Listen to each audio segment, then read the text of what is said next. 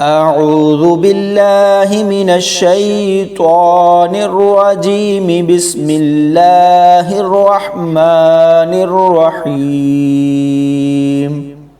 سبحان الذي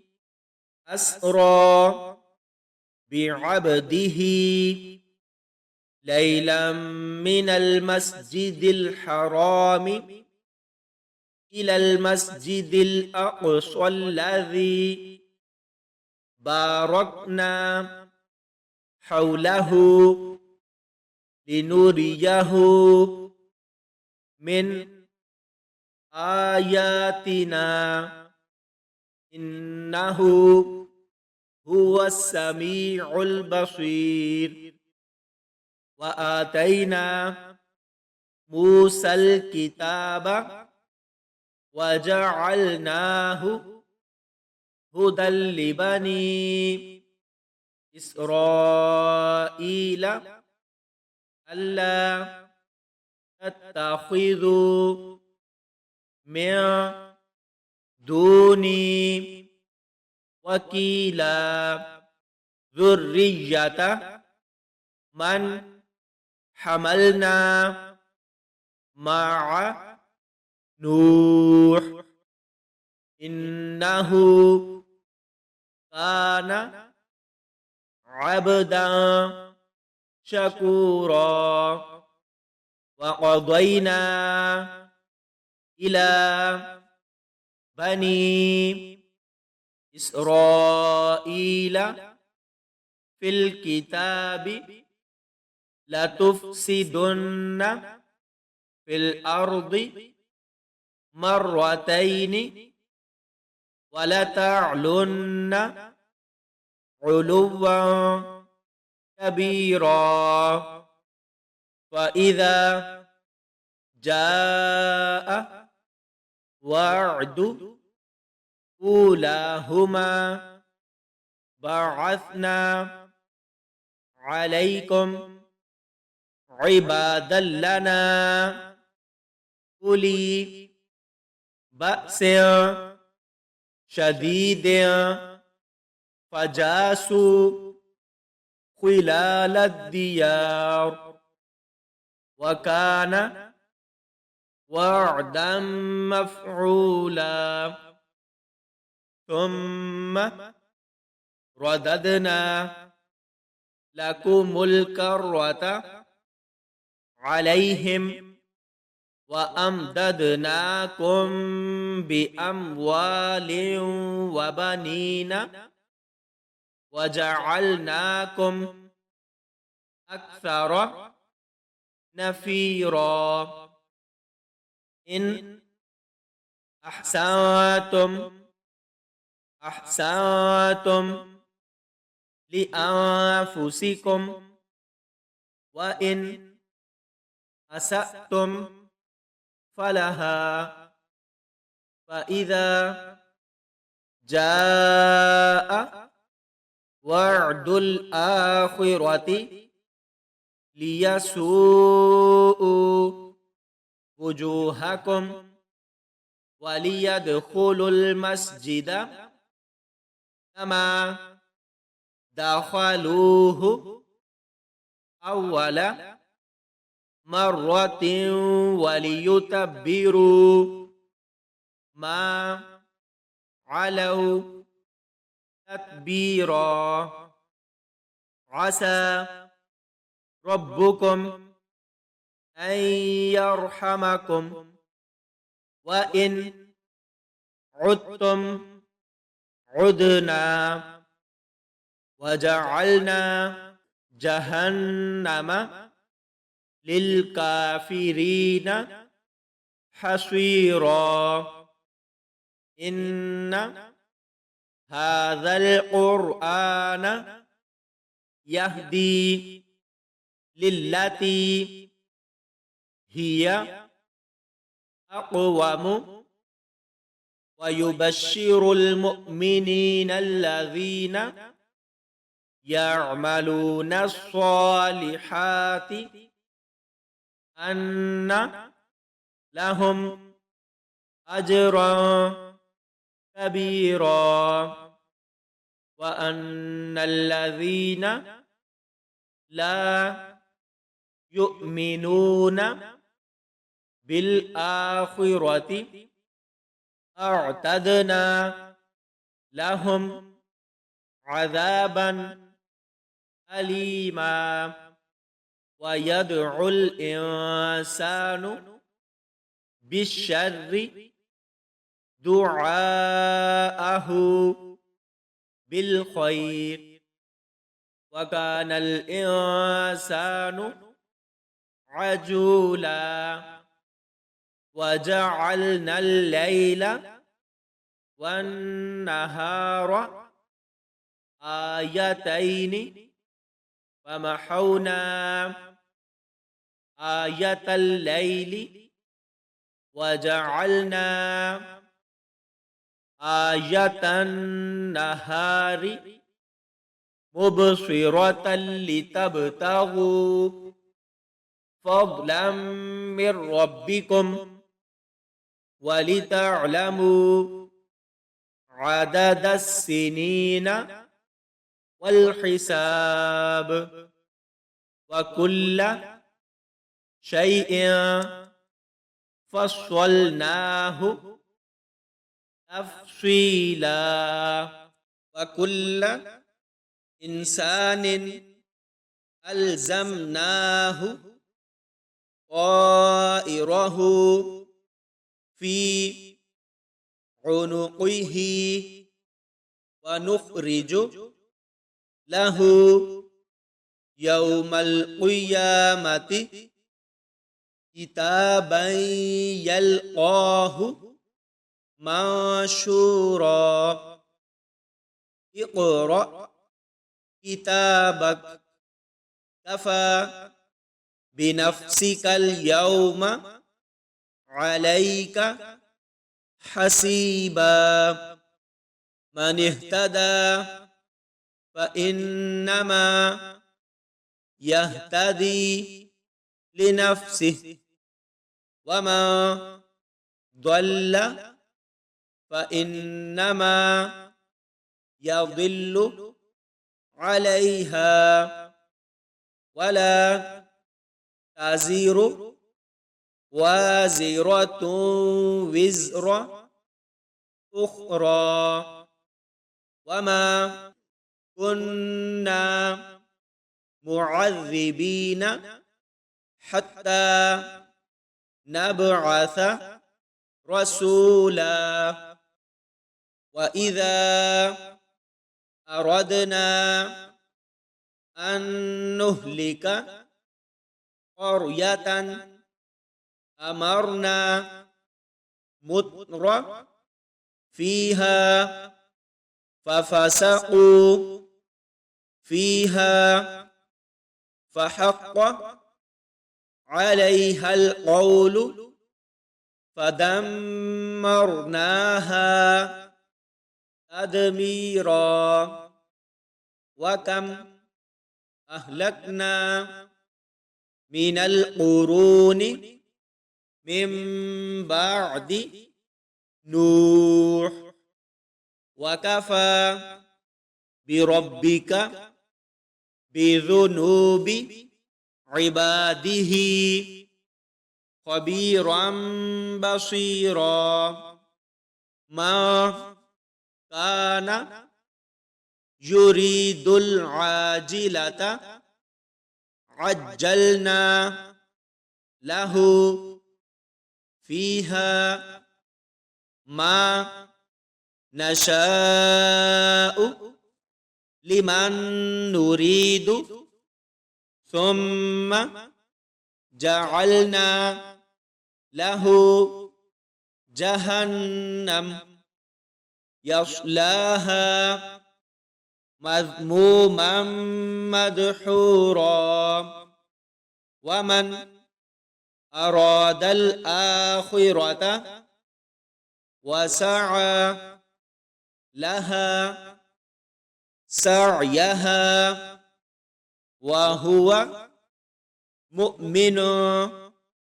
فأولئك كان سعيهم مشكورا كلا نمد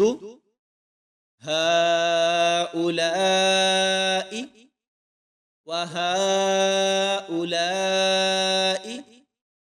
من عطاء ربك وما كان عطاء ربك محظورا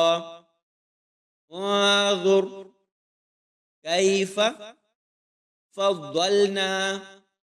بعضهم على بعض وللآخرة أكبر درجات وأكبر تفضيلا لا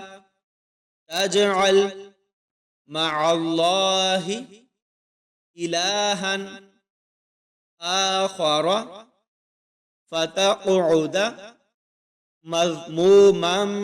مخذولا وقضى ربك ألا تعبدوا إلا إياه وبالوالدين إحسانا إما يبلغن عندك الكبر أحدهما أو كلاهما فلا تقل لهما أف ولا تنهرهما وقل لهما قولا كريما واخفض لهما جناح الذل من الرحمة وقل رب ارحمهما كما ربياني صغيرا ربكم أعلم بما في نفوسكم إن تكونوا صالحين فإنه كان للأوابين غفورا وآت ذا القربى حقه والمسكين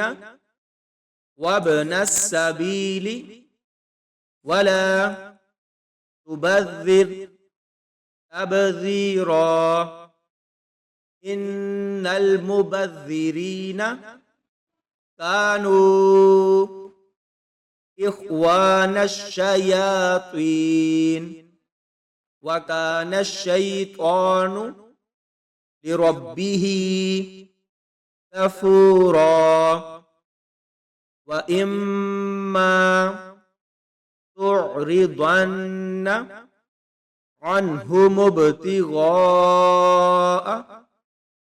رحمة من ربك ترجوها فقل لهم قولا ميسورا ولا تجعل يدك مغلولة إلى عنقك ولا تبسطها كل البسط فتقعد ملوما محسورا إن ربك يبسط الرزق لمن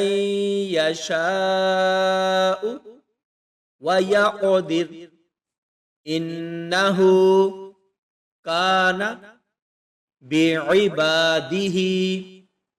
خبيرا بصيرا ولا تقتلوا أولادكم خشية إملاق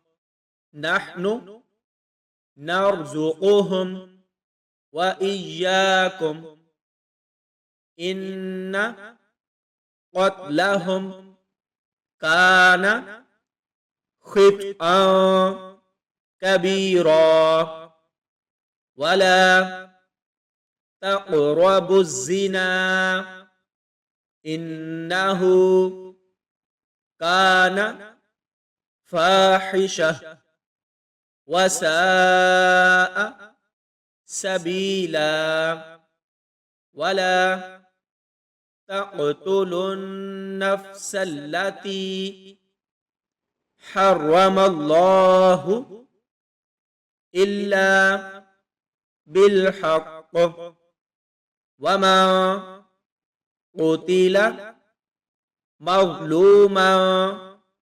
فقد جعلنا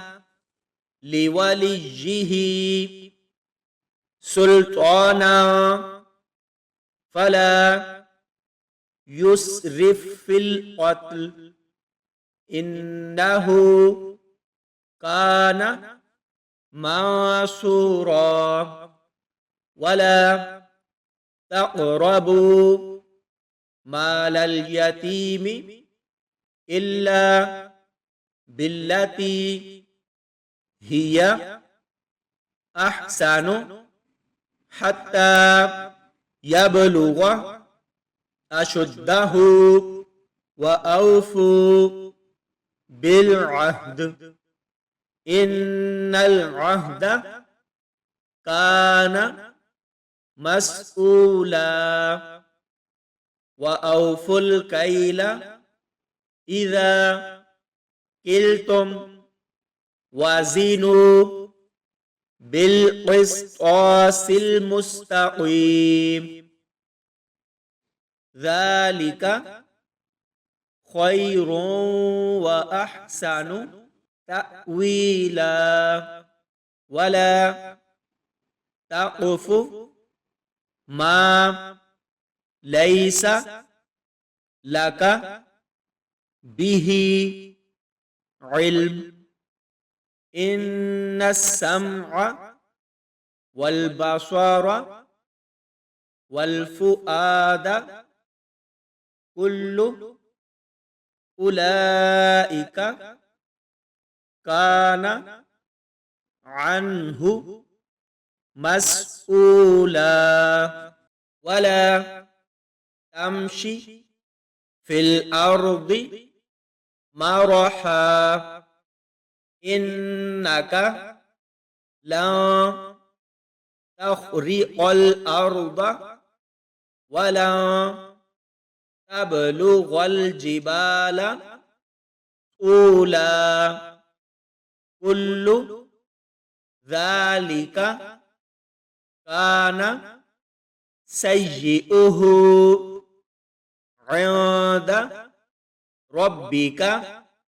مكروها ذلك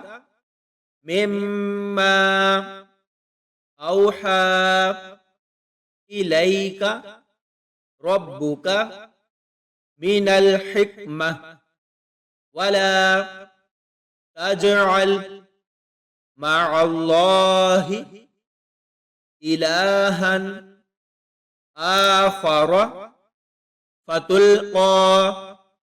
في جهنم ملوما مدحورا أفأصفاكم ربكم بالبنين واتخذ من الملائكة إناثا إنكم لتقولون قولا عظيما ولقد صرفنا في هذا القرآن ليذكروا وما يزيدهم إلا نفورا قل لو كان معه آلهة كما يقولون إذا لابتغوا إلى ذي العرش سبيلا سبحانه وتعالى عما يقولون علوا كبيرا تسبح له السماوات السبع والأرض وما فيهن وإن من شيء إلا يسبح بحمده ولكن لا تفقهون تسبيحهم إنه كان حليما غفورا وإذا قرأت القرآن جعلنا بينك وبين الذين لا يؤمنون بالآخرة حجابا مستورا وجعلنا على قلوبهم أكنة أن يفقهوه وفي آذانهم وقرا وإذا ذكرت ربك في القرآن وحده ولوا على أدبارهم نفورا نحن أعلم بما يستمعون به إذ يستمعون إليك وإذ هم نجوى إذ يقول الظالمون إن تتبعون إلا رجلا مسحورا انظر كيف ضربوا لك الأمثال فضلوا فلا يستطيعون سبيلا وقالوا أإذا كنا عظاما ورفاتا أإنا لمبعوثون خلقا جديدا قل كونوا حجارة أو حديدا أو خلقا مما يكبر في صدوركم فسيقولون من يعيدنا قل الذي فطركم أول مرة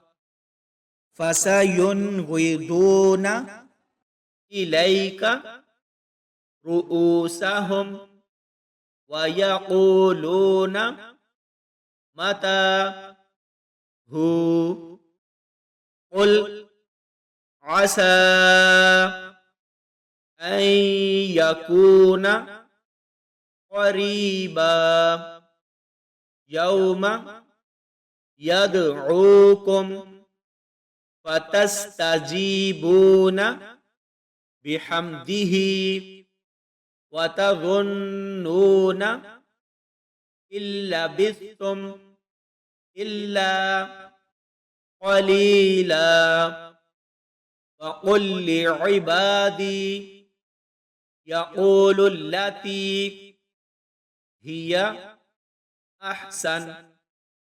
إن الشيطان ينزغ بينهم إن الشيطان كان للإنسان عدوا مبينا ربكم أعلم بكم إن يشأ يرحمكم أو إن يشأ يعذبكم وما أرسلناك عليهم وكيلا وربك أعلم بما في السماوات والأرض ولقد فضلنا بعض النبيين على بعض وآتينا داود زبورا قل ادعوا الذين زعمتم من دونه فلا يملكون كشف الضر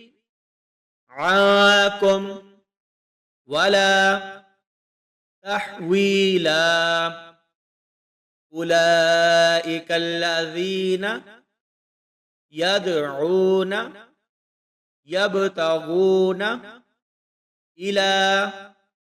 ربهم الوسيلة أيهم أقرب ويرجون رحمته ويخافون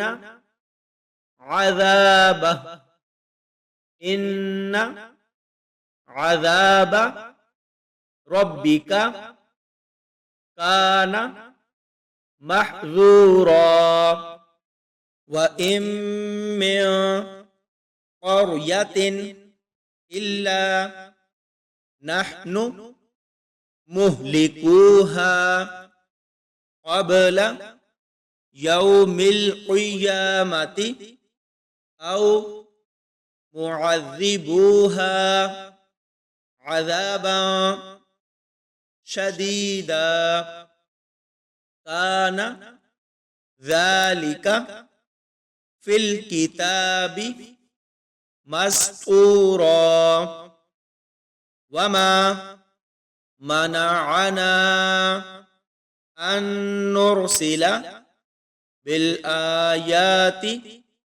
إلا أن كذب بها الأولون وآتينا ثمود الناقة مبصرة فظلموا بها وما نرسل بالآيات إلا تخويفا وإذ قلنا لك إن ربك أحاط بالناس وما جعلنا الرؤيا التي أريناك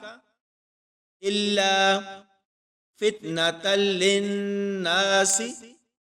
والشجرة الملعونة في القرآن ونخوفهم فما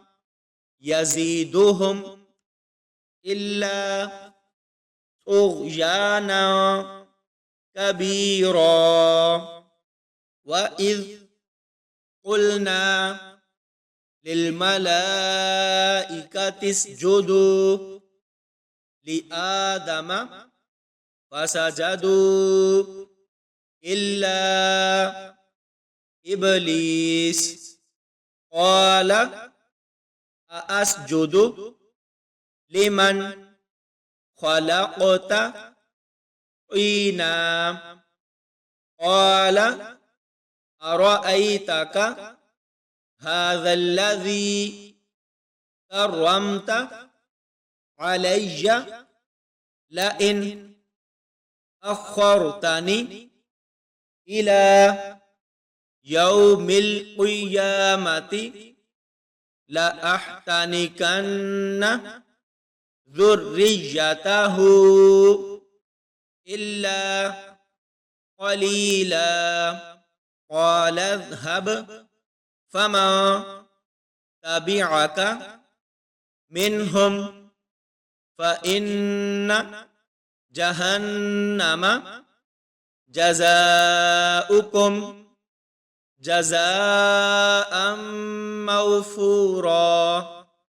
واستفزز من استطعت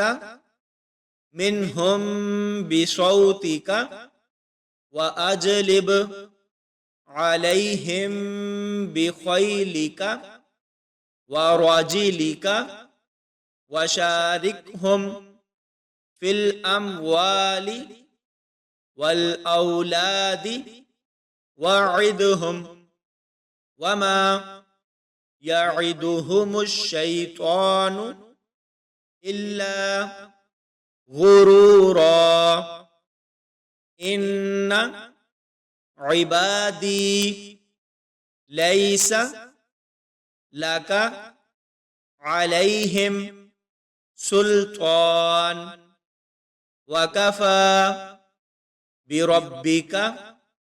وكيلا. ربكم الذي يزجي لكم الفلك في البحر لتبتغوا من فضله إنه كان بكم رحيما. وإذا مسكم الضر في البحر ضل ما تدعون إلا إياه فلما نجاكم إلى البر أعرضتم وكان الإنسان كفورا. أفأمنتم أن يخسف بكم جانب البر أو يرسل عليكم حاصبا ثم لا تجدوا لكم وكيلا. أم أمنتم أن يعيدكم فيه تارة أخرى فيرسل عليكم قاصفا من الريح فيغرقكم بما كفرتم ثم لا تجدوا لكم علينا به تبيعا. ولقد كرمنا بني آدم وحملناهم في البر والبحر ورزقناهم من الطيبات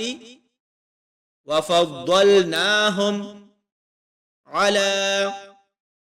كثير ممن خلقنا تفضيلا يوم ندعو كل أناس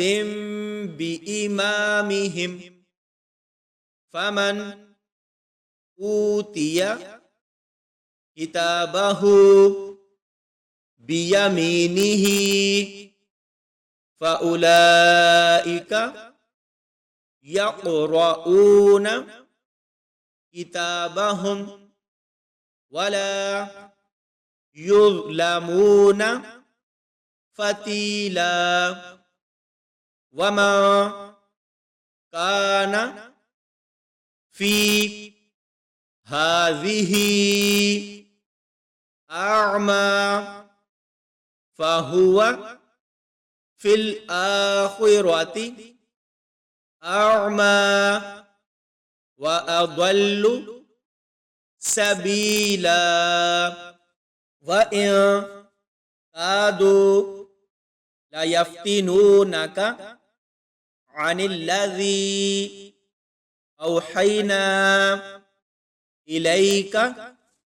لتفتري علينا غيره وإذا لاتخذوك خليلا ولولا أن ثبتناك لقد كدت تركن إليهم شيئا قليلا إذا لأذقناك ضعف الحياة وضعف الممات ثم لا تجد لك علينا نصيرا وإن كادوا ليستفزونك من الأرض ليخرجوك منها وإذا لا يلبثون خلافك إلا قليلا سنة ما قد أرسلنا قبلك من رسلنا ولا تجد لسنتنا تحويلا أقم الصلاة لدلوك الشمس إلى غسق الليل وقرآن الفجر إن قرآن الفجر كان مشهودا ومن الليل فتهجد به نافلة لك عسى أن يبعثك ربك مقاما محمودا وقل رب أدخلني مدخل صدق وأخرجني مخرج صدق واجعل لي من لدنك سلطانا نصيرا وقل جاء الحق وزهق الباطل إن الباطل كان زهوقا وننزل من القرآن ما هو شفاء ورحمة للمؤمنين ولا يزيد الظالمين إلا خسارا وإذا أنعمنا على الإنسان أعرض ونأى بجانبه وإذا مسه الشر كان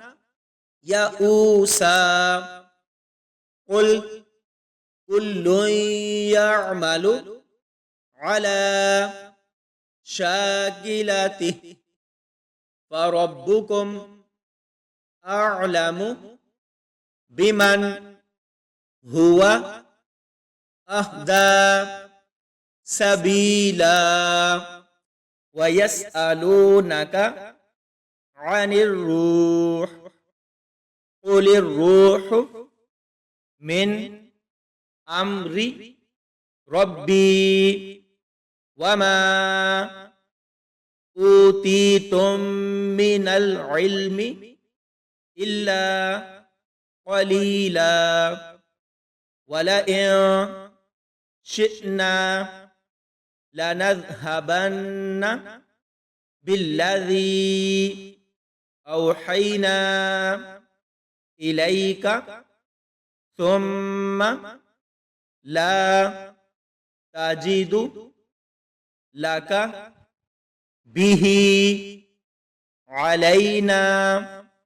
وكيلا إلا رحمة من ربك إن فضله كان عليك كبيرا قل لئن اجتمعت الإنس والجن على أن يأتوا بمثل هذا القرآن لا يأتون بمثله ولو كان بعضهم لبعض ظهيرا ولقد صرفنا للناس في هذا القرآن من كل مثل فأبى أكثر الناس إلا كفورا وقالوا لن نؤمن لك حتى تفجر لنا من الأرض ينبوعا أو تكون لك جنة من نخيل وعنب فتفجر الأنهار خلالها تفجيرا أو تسقط السماء كما زعمت علينا كسفا أو تأتي بالله والملائكة قبيلا أو يكون لك بيت من زخرف أو ترقى في السماء ولن نؤمن لرقيك حتى تنزل علينا كتابا نقرأه قل سبحان ربي هل كنت إلا بشرا رسولا وما منع الناس أن يؤمنوا إذ جاءهم الهدى إلا أن قالوا أبعث الله بشرا رسولا قل لو كان في الأرض ملائكة يمشون مطمئنين لنزلنا عليهم من السماء ملكا رسولا قل كفى بالله شهيدا بيني وبينكم إنه كان بعباده خبيرا بصيرا ومن يهد الله فهو المهتد ومن يضلل فلا تجد لهم أولياء من دونه ونحشرهم يوم القيامة على وجوههم عميا وبكما وصما مأواهم جهنم كلما خبت زدناهم سعيرا ذلك جزاؤهم بأنهم كفروا بآياتنا وقالوا أإذا كنا عظاما ورفاتا أإنا لمبعوثون خلقا جديدا أولم يروا أن الله الذي خلق السماوات والأرض قادر على أن يخلق مثلهم وجعل لهم أجلا لا ريب فيه فأبى الظالمون إلا كفورا قل لو أنتم تملكون خزائن رحمة ربي إذا لأمسكتم خشية الإنفاق وكان الإنسان قتورا ولقد